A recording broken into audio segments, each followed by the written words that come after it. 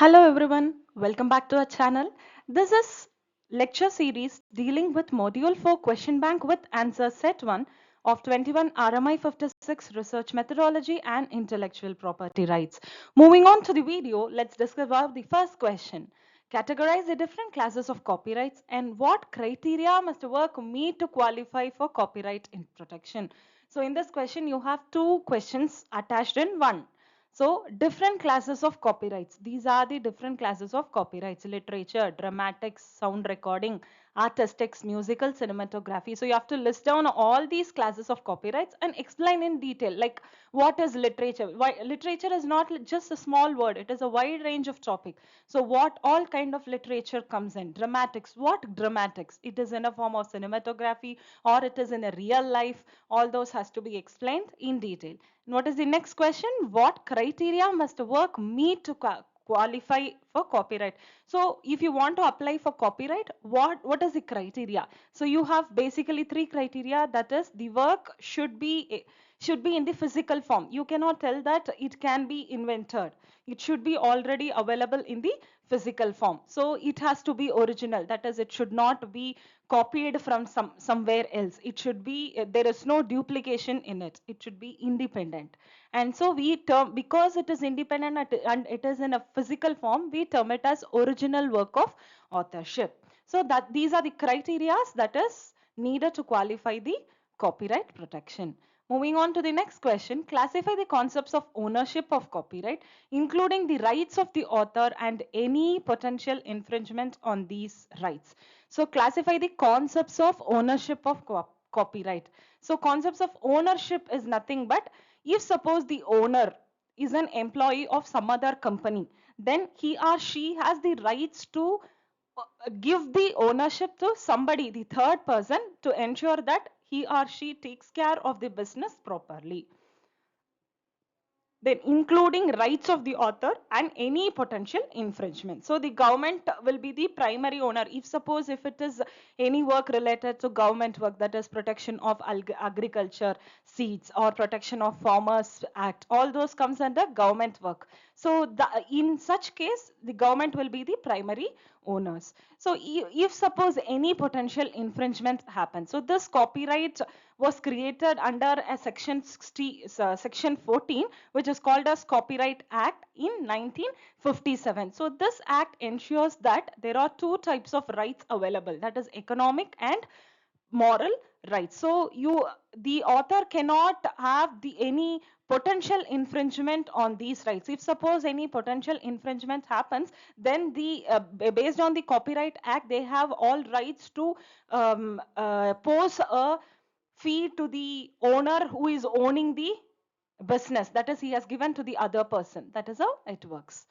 Legally you can fee him.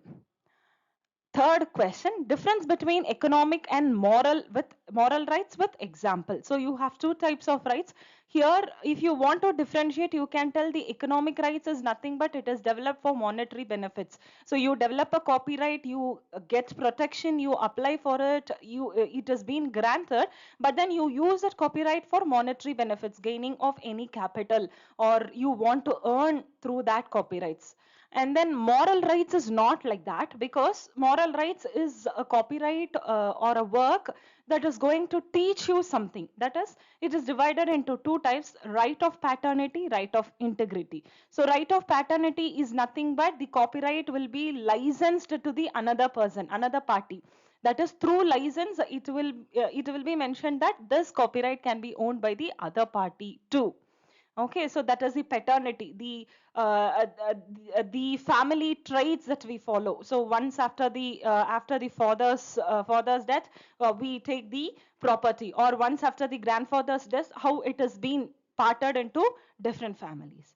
Rights of integrity. So right of integrity is nothing but the original author will have the rights to prevent the misuse of work. They have to maintain the integrity. They will have the right to prevent that there is no misuse of work happening. Fourth question, interpret why copyright infringement considered a criminal offense and what distinguishes it as cognizable offense. So copyright infringement is nothing but, as I already told you, according to the Copyright Act in 1957, if suppose somebody knowingly infringes or duplicates the copyright owned by some other funds, then it is called as criminal offense. So what is the punishment given for that criminal offense is nothing but he has to minimum pay rupees 50,000 as a fine for the punishment, or he will be imprisoned for 6 months.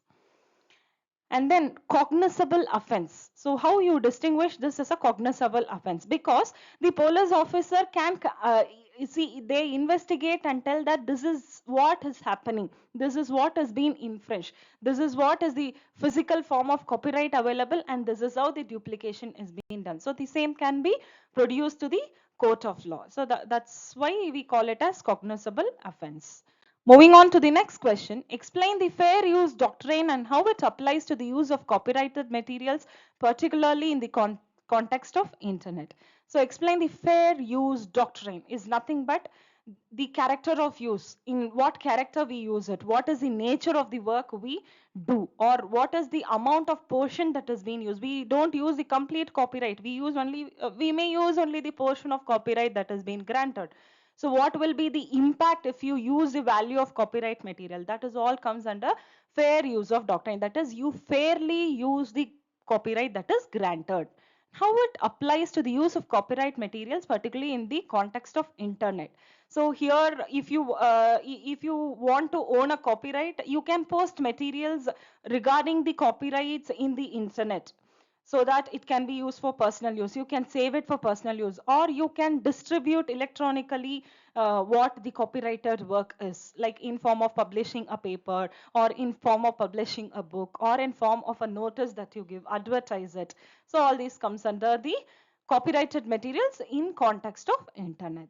List down the works not under jurisdiction of copyright. So here we tell that even a small innovative thing that is done, we copyright the material. So any such kind of scientific or historical discoveries cannot be copyrighted. It is a history. It is a traditional knowledge that cannot be copyrighted. So for an example, if you take the author of the book who has written the Buddhism, the culture Buddhism, it cannot be copyrighted because it is a culture. It is a history. It is how the people has been following a particular culture that cannot be copyrighted. So these all things comes under the jurisdiction which cannot be copyrighted. Yes, please stay tuned for more information. Thank you. And the next series of video will be released in few seconds. Thank you.